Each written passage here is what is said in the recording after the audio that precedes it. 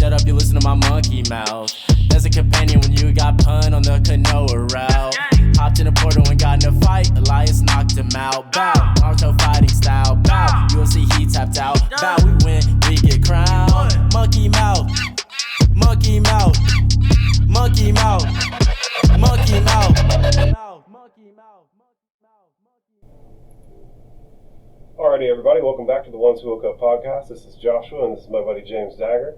Please introduce yourself to the camera so everybody can kind of like have an idea of who you are, if this is the first time they've ever seen you. My name is James Dagger. Beautiful. What do you have going on these days? I know that you're doing some suicide, mental health awareness stuff, stuff like that. So, what else do you have going on? Like, what's the name of that? Tell me about it. I run Uplift Inc. Apparel. It's a suicide prevention and mental health awareness clothing line that I'm trying to get off the ground.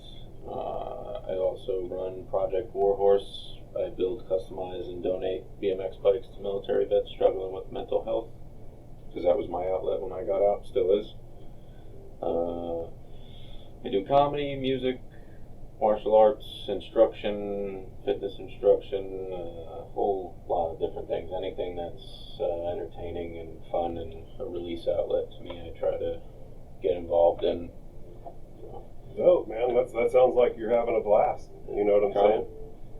I know that you and I are working on some stuff on the back end together right now that, I'd rather just not speak on entirely, just because I like to move in silence. I think it's Lil Wayne said, "Real G's move in silence like lasagna." Okay. And I really do believe that everything that can exist does exist. And so the reality where we're doing that and it's being really successful, I can see it in my mind's eye, and I know it's real. And I believe that every time that you or somebody else looks into the future at a potential reality that they want to go to, that creates a line of light between you and there. Yeah, bridges the gap. Exactly, and now that's a potential reality tunnel for you to tumble through into that space. And so as long as you speak on it only with people who are going to see that same space in the future, that's more lines of light there, and the more lines of light there are to it, the less resistance there is by the universe, right? It's more likely that that's the reality tunnel that you're going to fall down through. You know what I'm saying? It's they're all branching off, and there's a million things that could happen. You're going to wake up in your bed tomorrow. Yeah. You know what I'm saying? So all the reality tunnels line up there in the short term. You know what I'm saying? And they all branch off, and so we're just trying to make sure that we're all in the fifth dimensional line looking at the same thing so that we can create a path of lesser resistance within the higher dimensions. Does that make sense to you? Yep. But you've done some LSD, right? I have.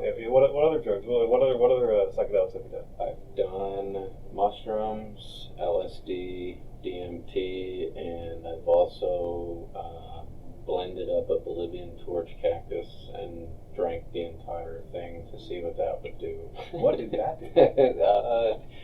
It was kind of like a mellow LSD trip. I don't think I really did it right, but it's still... You just did a water extraction on it, blended it? No, I just drank the whole thing like a fucking smoothie, and I think that's where I fucked up. Yeah. But apparently, you're not supposed to do that. Well, I mean, you made it. Yeah. And it gave you something. Yeah. So what do you think your favorite psychedelic experience was? Man, that's hard, man. I mean, which one, right now, what was the first one that, hit your chest? You know what I'm saying? I mean, mushrooms is definitely my go-to. Yeah. But I like them all for different reasons. I feel like the way I describe it to people who haven't done it, which I've gotten a lot of people into it. Good on you. For therapeutic reasons. Yeah, absolutely good on you. Mushrooms is you are the passenger in a spaceship that you can pretty much, it's a spaceship through the infinite knowledge of the universe and your own consciousness and understanding yourself, other people, and the world around you. I like to refer to that as the galactic consciousness. Okay, yeah. And I feel like LSD is you're in the driver's seat of that spaceship, and DMT is you are the GPS of that fucking spaceship. because mushrooms, it's kind of like you're going along for the ride, at least for me, and you kind of go wherever I repeat a mantra every time I do psychedelics. I say, teach me what I need to be taught, show me what I need to be shown, and help me extract the most beneficial value out of this experience. Outstanding. And Outstanding. I kind of just ride the ride. Yeah. LSD, it kind of helps me navigate through that with a little bit more control. And DMT is kind of like you're able to just go through the Rolodex of everything in your mind. It's helped me remember shit that I've forgotten. Yeah. It's so funny you say the Rolodex. I've experienced the Rolodex, where it's like every plonk frame of your life. Like if they divided every second of your life into 100 quadrillion individual snapshots of the universe. Yep. Yeah, that happened to me on LSD though. Really? Yeah, while I was having my heart weight against a feather of truth and all of the newest during my first ego death experience. Wow. Yeah, and yeah, it was a pretty wild fucking time, right? Yeah. And yeah, it was a neato deal to say the least. And the thing that tripped me out is that like I was being communicated with, right? Like there was like this like infinitely wise, like galactic consciousness, the sum total of like all knowledge that's ever been gathered by sentient beings ever, was just like prepared with all that wisdom to like tell you what you needed to know. Yeah. And the first thing I asked it was, what was the purpose of life? And you probably, what do you think it is? 4-letter word. I couldn't even tell It's you. love, buddy. Yeah. That's the purpose. That's this whole thing is a big act of love. Like the galactic consciousness loves us and it loves itself, and it's keeping this whole thing going so that we can all experience ourselves and enjoy ourselves. And in quite the same way as you're keeping yourself afloat, the 20 million microorganisms that live on every square centimeter of your epidermis are appreciating you the same way you would appreciate the galactic consciousness. You know what I'm saying? Like it's all this big act of love, and we all keep each other going so that we can keep each other going. See, when you said 4-letter word, I was going to say hell, and it's meant to teach you grit and character, but maybe it's just. Well, I mean, maybe this particular, phase. Well, yeah, like maybe this particular place in space and time, right? But that's all nestled within this bigger experience that like is like the void space that it all kind of erupts out of. Yeah. I like to take people through the thought process of the Big Bang. Okay. If you can conceptualize it, right? Yeah. Like this, it was like this infinitely small, little, like infinitely dense, infinitely hot thing that contained like all the energy and matter that is now, and we know it was there because we can like look back in time with our instrumentation and like measure where like it all came from. And like you've seen like the pictures of like what they say the measurable universe that our instrumentation has been able to measure so far looks like, right? Yeah. It's like this amorphous cloud of like galaxies and shit. Well, like, bro, if you just zoomed that out further to the point that it was just a fucking point source of light, that's us right now. If you were far enough out that way, we would measurably be the thing that we said we were back then, right now. Yeah. You feel me? Yeah. And so, that's the type of shit that psychedelics put you through right there. Like, run you through the ringer like that and fucking spit you out and like, how are you supposed to do anything with this now? Yeah. So, what's your experience with DMT like? I mean, how many times have you done it? I've done DMT, I think, twice so far. If I could have, I would have done it a whole lot more. But in BMO is the host of the DMT.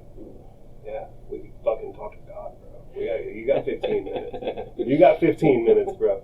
But we'll continue that conversation up here because we are in fucking Texas, where they don't fuck around with that shit. Yeah. But so what was your like favorite experience with it, man? Well, it was really weird, man. Yeah, to say the fucking least. Yeah. Basically, it wasn't anything profound like you would think of, like speaking to outer worldly beings or like a higher power or anything like that. It's kind of like I went through the tunnel in Willy Wonka. It's like a series of rooms almost, right?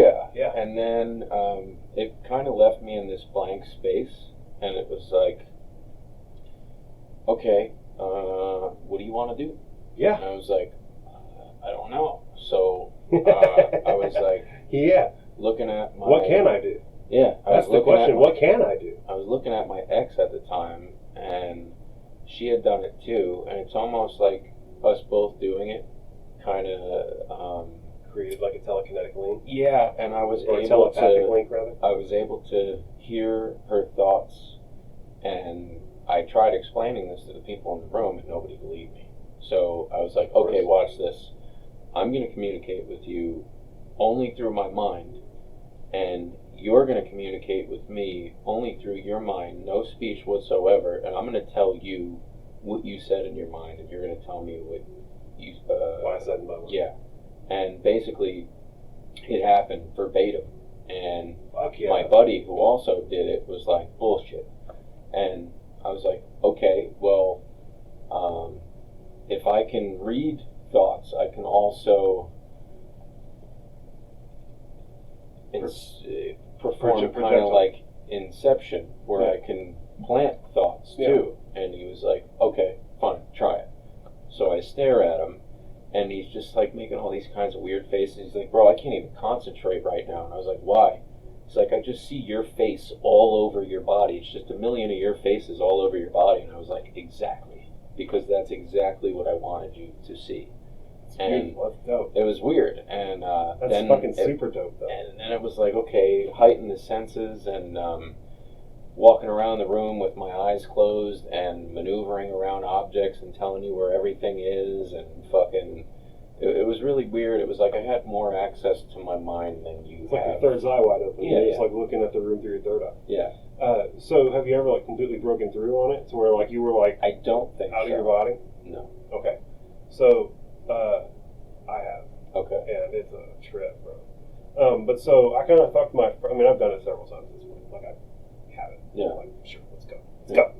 But I had that really wild ego death experience with LSD. Like, went like, bro, like all the way to the mountaintop. Like the full thing. Like the fullest fucking thing that you could ever want out of a psychedelic experience. I got the thing, I'm certain. And I had heard from several different people that like all these different psychedelics are just like different experience paths to that ego death state. You feel me? Yeah. So like LSD would be like a cruise on the highway to get there. Mushrooms would be like a walk through the forest to get there, and like DMT would be like a bullet train. Yeah. You know what I'm saying? And so I wanted to test that. I was like, okay, let's go, let's see. And so I really like blasted through the entire experience like really quickly, and I didn't get to take it all in as much as I would have liked. Yeah. But there were definitely like distinct phases, like passing through the chrysanthemum. There's definitely like a like what looks like a chrysanthemum that like you pass through. Is that a flower? Yeah. Okay. And yeah. I don't know why I know that. Because we're all connected. It's like we're one big hive mind. You know, they've proven that with or I think they can prove that rather. Like as my interpretation of it is they can tell that like animals really know when they're being stared at. Well, that's because we're all one big thing. Like, bro, you're connected to the solid state drive. It's connected to the solid state drive. You're like sharing that experience, literally, bro. There's no other way to put it. But there was definitely like a room full of like what looked like fucking like cosmic jesters. There's definitely like a room where like it was folding in on itself and it was full of faces. Bunch of weird shit. But I got to a point where if I was speaking, and it wasn't like me actually going blah, but it was like the mental act of producing symbols that mean things. It would make shapes, like the form of a concept. And our language is so bad at it. It's like, and like, bro, there are these big like wow like chants, bro, that like can fucking penetrate deep down in there, bro, that have like big, robust meanings, bro, that like the gods use, like fucking dolphins and shit. They've got this shit fucking down, bro. I've experienced dolphins that. and whales have got that shit down. Indecipherable knowledge through sounds and vibrations and these symbols that I can't even make out, and I couldn't even draw them. But for you you know that they have the most immense amount of context. Yeah. It's like some fucking alien language somewhere. That was like the most meaningful symbol they ever had, and now it's there for you. Yeah. You know what I'm saying? And it's just like all of those that have ever existed in any fucking anything anywhere. Yeah. You've seen the thing. We've seen the thing. Fuck y'all. Fuck you.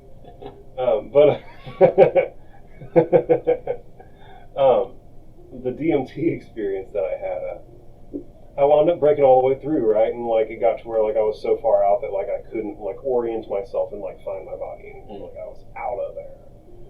And I've never been into the comic books or anything, but like the only bit of English language that kept bouncing into my brain is that this is what it's like to be Galactus. You familiar with Galactus? Galactus was the last living being in the universe as it collapsed in on itself in the big squash, like how the cosmic heartbeat. Yeah. He was the last living thing as it went. And so his consciousness is one with every bit of matter that's everywhere, every bit of energy, like it's all Galactus. It's all Galactus' mind. And he can manifest himself. He eats worlds for fun type shit. And it kept telling me this is what it's like to be him. And I like Silver Surfered around and just like went and like checked out galaxies and nebulas, watched fucking watched entire galaxies collide. Yeah. You know, people are like, why don't you come back here and see what's happening here? It's like, why? Yeah. Why would I come back and see what's happening on Planet of the Apes whenever I can literally go watch fucking galaxies collide over the course of fucking millennia? Yeah. Like alive for 1,000 years in the DMT state, fucking watching these things happen over the course of thousands of years. Why would I come back and watch what you're doing? Fuck off. Hey, why are you doing a psychedelic trip? Watch this new TikTok video. Fuck that. Fuck that. I got bigger, better things to fucking look at, to be real honest. And although I make TikToks, y'all follow my TikTok. Give me follows, guys. I need more followers, more ad money. Let's do it. Let's fucking go. Merchandise. Buy merchandise. What are we talking about? Trip experiences. Man, I slipped into capitalism and sounds like you need another trip. Completely fucking uprooted everything I had going on. I like went into fucking sales pitch mode, like fucking fuck. Real fake doors right over here. What's your dosage when you do mushrooms?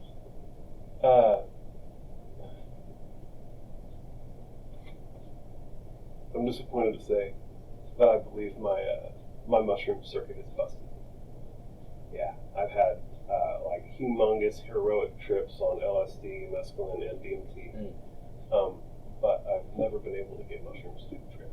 Like they always like are neat feeling and looking, but like never has it like jerked me around and gotten me to like the point where like I'm in my mind and like seeing profound stuff. And like never had it. And the last time I did it, I ate 7 grams.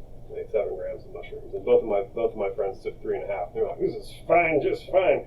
I'm like, I took twice as much as y'all, and I'm like, yeah, this is meh. Like, I'm not getting jerked around at all. How do you do it? Like, do you just eat them dry? What do you do with them? So I brewed a tea. Okay. And then I drank the tea, and then I parachuted the mash that was left over. Okay. Try this on your next one. I do about 7 grams or over every time I do it, too. Nice. And the acidity in fruit, if you blend up frozen fruit into a smoothie with like some cranberry juice or some orange juice and you put some mushrooms in there, just drink them in a smoothie. So let me tell you, last time I put a whole fuck ton of lemon juice in the tea, and I also took black pepper extract, and still didn't get there. Really? Yeah. Like took 2 supplements to help the chemical do the thing. I mean, I don't think anything's bad is going to happen to you. Just try up in the dosage, see what happens. Well, it's just like I keep doing it. It's just like shit's expensive and hard to come by, and like I'm like, cool, we're gonna buy a half ounce, and I'm gonna take fucking half of the whole thing. Hope you guys enjoy y'all's quarter of this that we just bought. You know what I'm saying? It's like for long I was gonna grind up an ounce. I was gonna go eat like all the goddamn mushrooms until it fucking uncorks me, and that's fine. Like that's what I want. Like I want it to be terrifying. I want to feel like I died. I want to be like, God damn it, I took too many mushrooms. Pun's fucking dead. This time it's real. I'm really not coming back. Fuck. You know what I'm saying? Like, I want that. That's what I want it to be like. Go, wow, holy shit, I fucked up. Type of energy. Like, those are the best trips. Those are the best trips. What's the worst trip you've ever had? I don't have bad trips. Bad trips are bitch made. What's your perspective of a bad trip? I just feel so. So here's the thing: is like some people actually do have like sincerely bad trips that don't have anything to do with like their trauma or anything like that. And, like it's just like the chemicals are interacting weird, especially with like mushrooms. Mushrooms, it happens a lot more. But I feel like the average person, when they're talking about a bad trip, are the people who are just like too fragile to like take that real hard gander in the mirror, right? And like I've had my heart waiting to feather of truth in the hall of Anubis, so like I know that like I'm the living Godhead incarnate. I'm an infinitely old thing experiencing myself for love's sake, and as long as I keep acting out of the principle of love, like I'm going to look back on this particular experience and feel satisfied.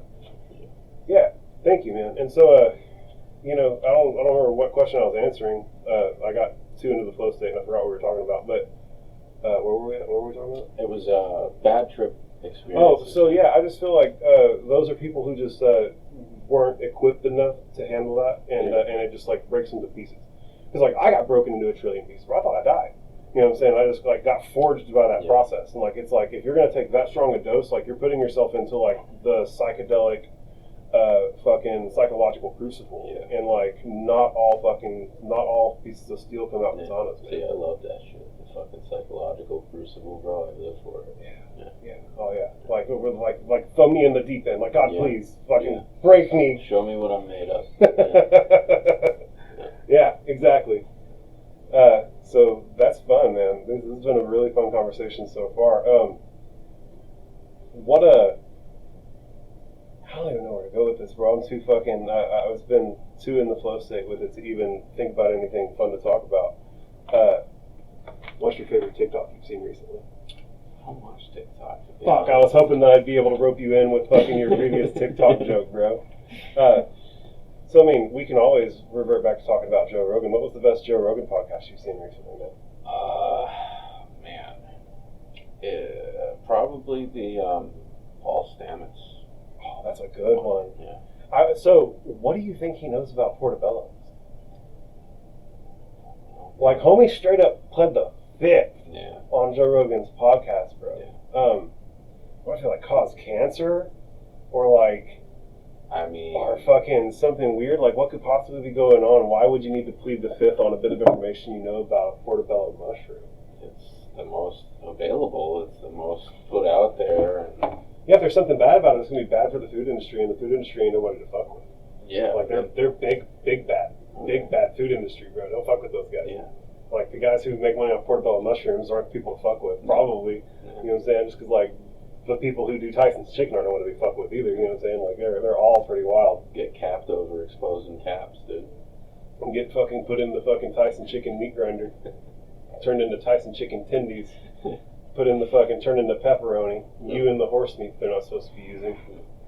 You know that they did a thing where they went and looked at like every frozen pizza brand, and like over 75% of them, the pepperoni contained horse meat. No way. I swear to God.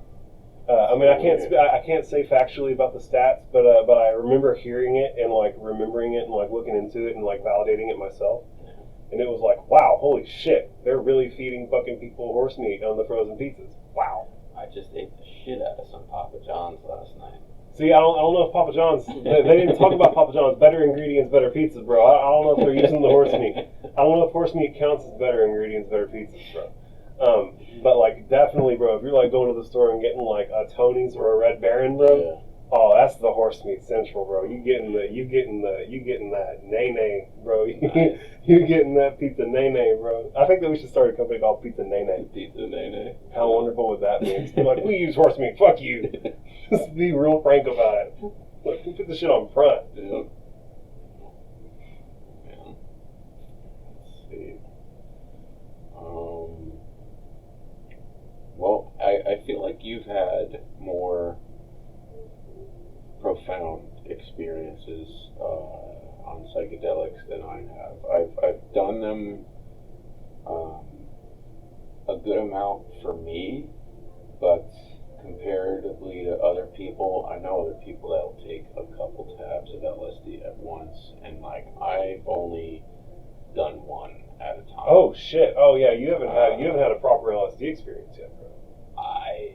I mean, so I have a chemically imbalanced brain. I understand that. I do understand that. One tab of LSD is like, it's great for me. And like, to be honest, like I'll push myself with mushrooms, but like for some reason LSD, it's a little bit more weary for me. Well, you were saying that that weed's kind of the same way for you, right? Yeah, if I smoke more than like a little more than that, I'm completely dysfunctional, blown with anxiety, and like. Well, like the way that LSD and THC interact with your brain are pretty similar. Mm-hmm. Like they both pretty much.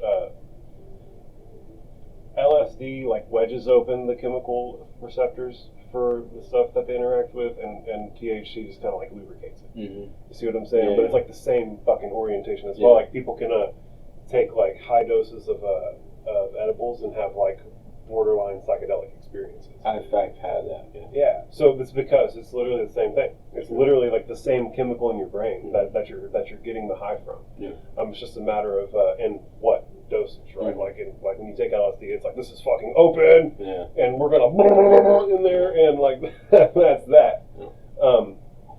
But I had a really fun time on mescaline once. Okay. I took like 3 hits of like pure mescaline and watched fireworks on 4th of July out of my buddy's house, and but everybody was drinking. Everybody was like having like a regular party around me, so it was kind of weird. Yeah, it's like, oh wow, y'all are drunk and like doing all this like low vibration shit, and I'm just like over here like fucking chilling out as like the galactic fucking consciousness, like watching fireworks on Earth because it's what's entertaining right now. One of my favorite thought experiments or like ideas to play with is something that I heard, I think Alan Watts talking about. I don't think it was like his original idea. Are you familiar with Alan Watts? Where imagine you had a machine where every night you went to sleep, you could have any dream you wanted.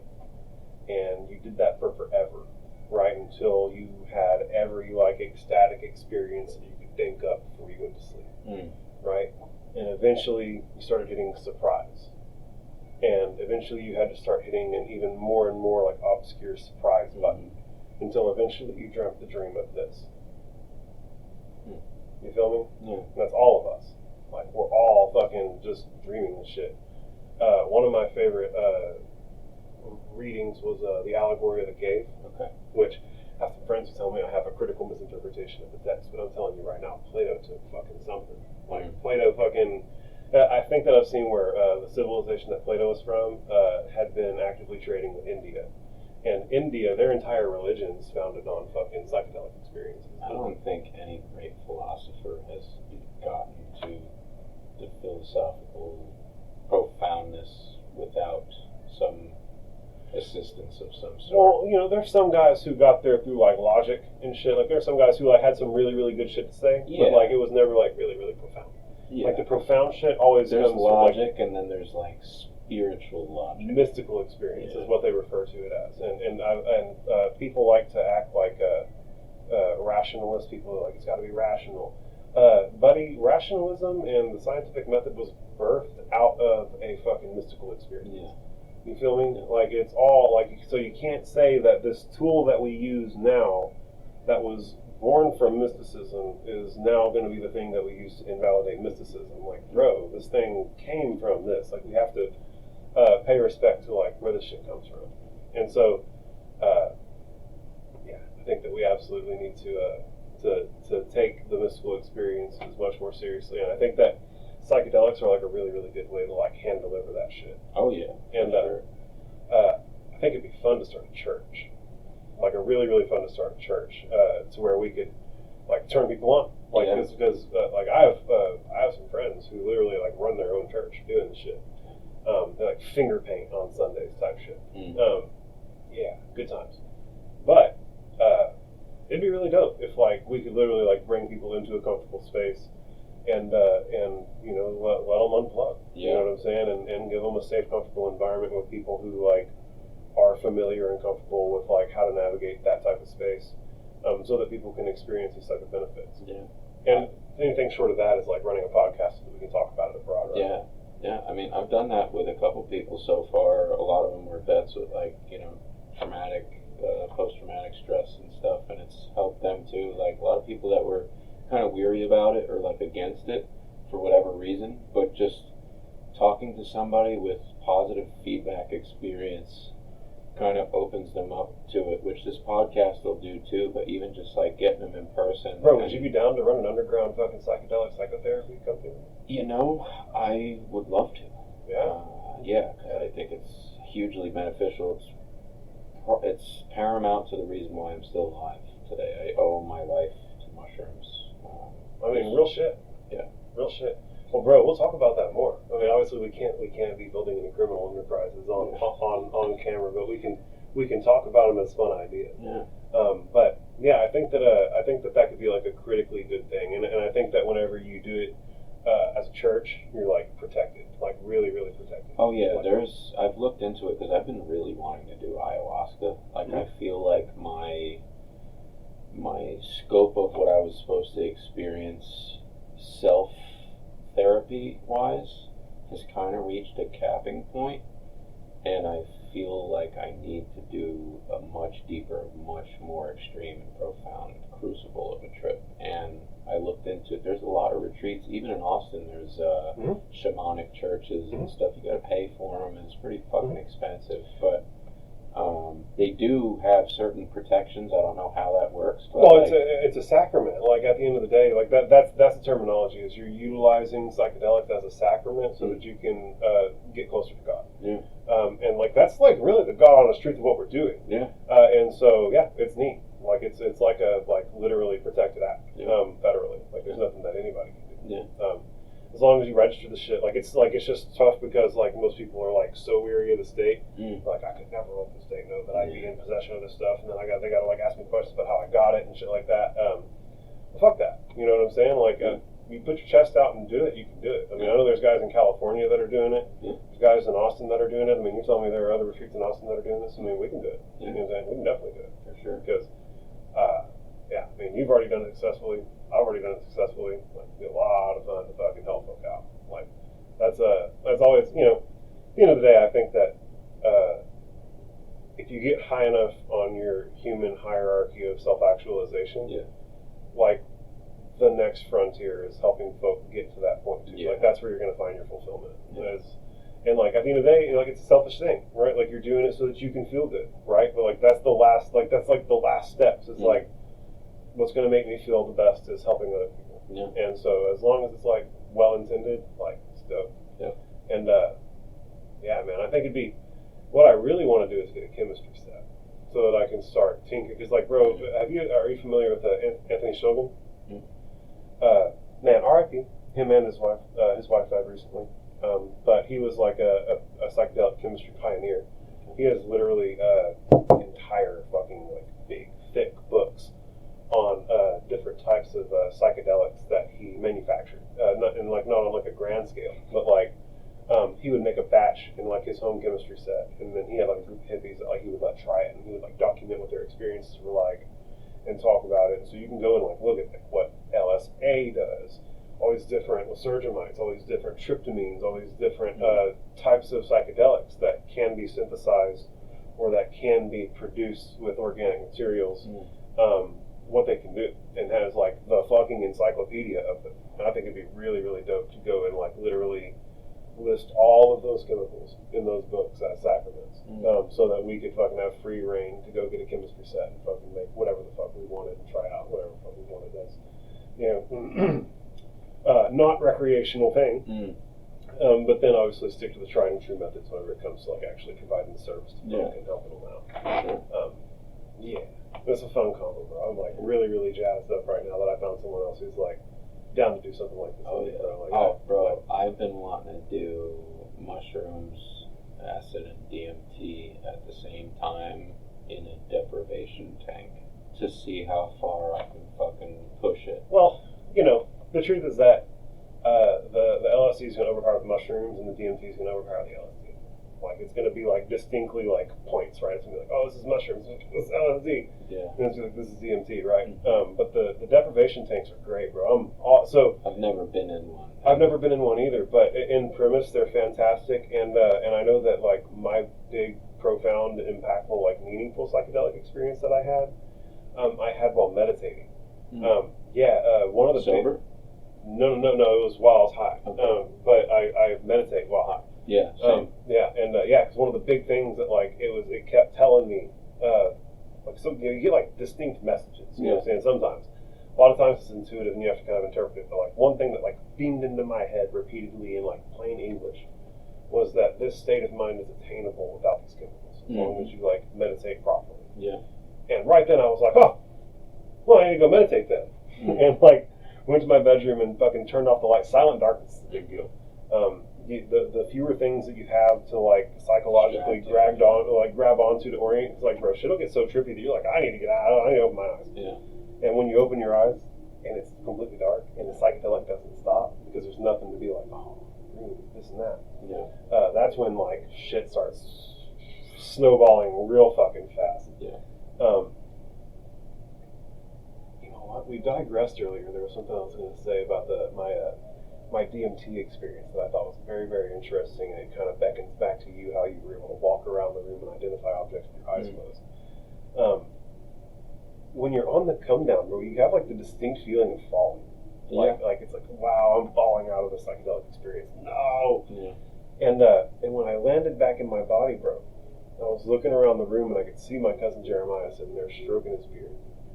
And then I opened my eyes and he was still sitting there stroking his beard. And I was the wildest fucking bit. It was like, oh fuck. Yeah. I just saw like with my straight up third eye into this room and like saw exactly what was happening. Yeah, you know what I'm talking about. You've been there. So for me, whenever I'm in like that level of state, whenever I can like see the room, it's got like emanating zebra stripe Fabergé egg art on everything. Does that make sense? Yeah. Is that like an appropriate way to describe the thing? Okay, you've seen the thing. Fuck yeah, bro, it's so nice. I swear to God, people in the room, it's so nice to be able to talk about this shit to somebody who fucking gets it. Like, God fucking damn it. And because there's so few people who like have actually like really like had the balls to like go and like really do the thing and like see the type of stuff that I'm talking about. And it's validating. Like, I'm not fucking crazy. Yeah. The Fabergé egg art third eye is like real. It's a thing that can really happen. But at any rate, man, it's been 35 minutes. I think it's been a plenty fun podcast, bro. Yeah. But less is more sometimes. I think that we can fucking get in any one of these any time at this point. So, For sure. Dude, I appreciate you coming on. Yeah. Once Who Woke Up podcast, James Dagger. It's your boy Joshua. Thank y'all so much for tuning in. In studio peeps, you guys have been awesome. Dude, I really appreciate you again, brother. Yes, sir. Monkey mouth, monkey mouth, monkey mouth, monkey mouth.